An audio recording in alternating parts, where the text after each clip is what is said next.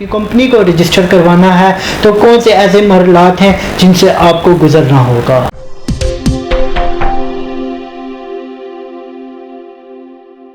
बिस्मिल्लाहिर्रहमानिर्रहीम, अस्सलाम वालेकुम नाज़रीन, welcome to Faheem Siddiqui official YouTube channel. मैं हूं आपका अपना मेहमान अब्दुल राफ़े।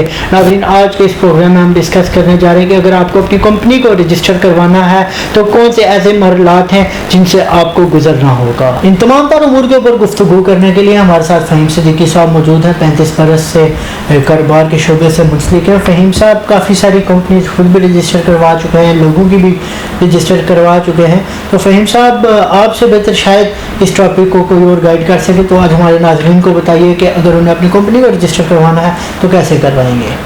बिस्मिल्लाहिर्रहमानिर्रहीम, बहुत शुक्रिया जी आपका। कंपनी तो ज़ाहिर बात है कि अगर किसी भी शख्स ने अगर बिज़नेस करना है, प्रॉपर बिज़नेस करना है, एक तो होता है ना कि वैसे ही किसी ने मशवरा दिया कि जी फलां काम कर लो और उसने दुकान ली और बना ली और बाद में उसके पास पैसा आना शुरू हुआ तो उसको समझ नहीं आई और FBR में रजिस्टर नहीं अपने आप को कराते। मैं तो सबको पहला मशवरा तो ये है कि कंपनी कारोबार कोई भी आप करें, सबसे पहले आप FBR में रजिस्ट्रेशन अपनी कराएं, अपना गोशवारा दाखिल कराएं। अच्छा, उसमें गोशवारा दाखिल कराने के लिए रिक्वायरमेंट क्या है FBR की? सिर्फ और सिर्फ जिस जगह पे आप बिज़नेस कर रहे हैं वहाँ का बिजली का बिल और अपना ID कार्ड आप दें, और किसी भी, चाहे आप वकील के थ्रू कर सकते हैं, ऑनलाइन भी आप कर सकते हैं। जो पढ़े लिखे बच्चे हैं ऑनलाइन जाएं और FBR की साइट पे जाके वहाँ पे अपने आप को रजिस्टर कराएं।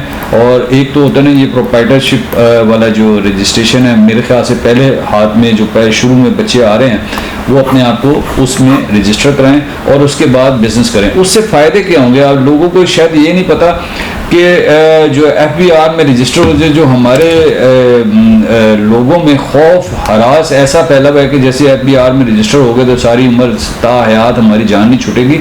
ऐसी बात नहीं है, उसके नुकसानात नहीं है, उसके फ़ायदे हैं। अगर आप पॉजिटिव देखें तो उसके फ़हीम साहब बात आपकी कर लिया है, लेकिन गवर्नमेंट जो है वो काफ़ी इंसेंटिव्स दे रहे हैं टैक्स पेइंग के अंदर। जो टैक्स पेयर होते हैं उनकी गाड़ियों से लेके ज़मीन की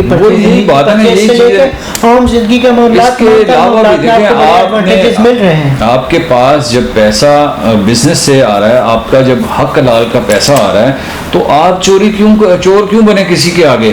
FBR के आगे या गवर्नमेंट के आगे क्यों चोर बने? आप बताएंगे जनाब हमने इतने करोड़ रुपए कमाए हैं, और उतने करोड़ में देखिए होता ये है बेसिकली कि आपने अगर बिलफर्ज 1 करोड़ रुपया कमाया है, उसमें से आपके जो अखराजात होते हैं, जो अखराजात आपकी इस शक्ल में होते हैं, जो ऑफिस है या आपकी दुकान है या आपका जो भी बिजनेस सेटअप है, उसके अंदर ज़ाहिर बात है कि उस सेटअप का रेंट होता है, उसके बिजली के बिल साल के होते हैं, उसके जनाब साल की लड़कों की तनख्वाहें होती हैं।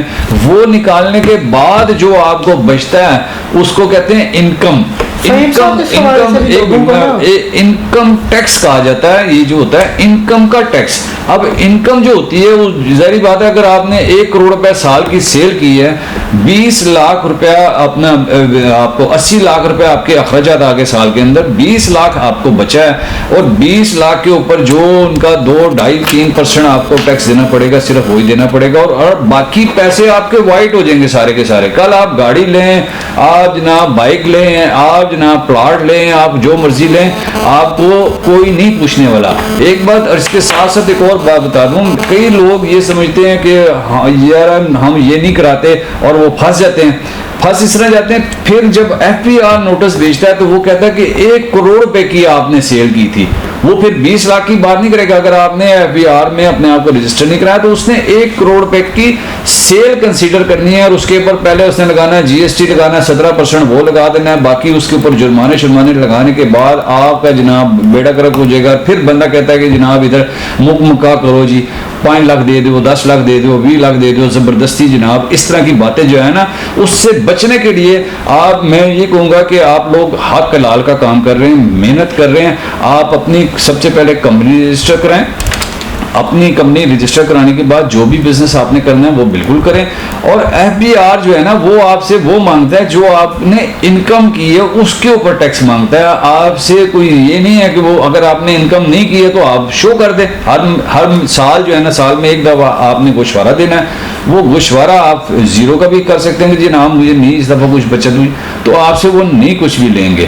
तो ये सारी चीज़ें, ये खौफ व हरास जो फैला हुआ है ना, ये आप निकाल दें। अच्छा, एक तो ये होती है कंपनी, दूसरा होता है कि एक आपने जैसे GST वाली कंपनी होती है, GST उसके लिए ज़रूरी होता है जिसने ऑफिस यूज़ यानी कि जो सरकारी दफातर हैं या कुछ ऐसे इदारे हैं जिनको आपने जनरल सेल टैक्स की ज़रूरत होती है वहाँ पे, जिनको आपने सप्लाई देनी है, जैसे कहते हैं जनरल ऑर्डर सप्लायर जिसको हम कहते हैं, सरकारी इदारों के अंदर जिन्होंने सामान देना लेना और उनकी जो है ना कंस्ट्रक्शन का काम करना, तो वहाँ उसके लिए GST वाली कंपनी होना ज़रूरी है। उसके लिए आपको एक तो आपने जो FBR में गोशवारा जमा कराया वो, प्लस आपने GST वाली जो है ना आपने फर्म रजिस्टर करानी है और GST नंबर भी आपने लेना है, क्योंकि उसके ऊपर 17% जो है ना आपको देना पड़ता है गवर्नमेंट को।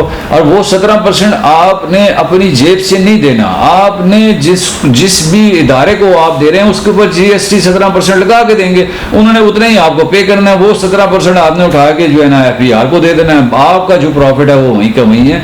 ये भी खौफ व रास हमारे लोगों में फैला हुआ है कि पता नहीं हमें GST लग गया तो सारी उम्र हम जो है ना पता नहीं फंस जाएंगे, क्या होगा। तो ये ऐसी कोई बात नहीं है। इसको आप अगर इसके अलावा भी कोई भी आप लोगों का सवाल हो, इंशाल्लाह ताला उसका हम प्रॉपर जवाब देंगे। बिल्कुल जी, आप कमेंट सेक्शन के ऊपर कमेंट कर सकते हैं, हम आपके तमाम तर सवालात के जवाब देंगे।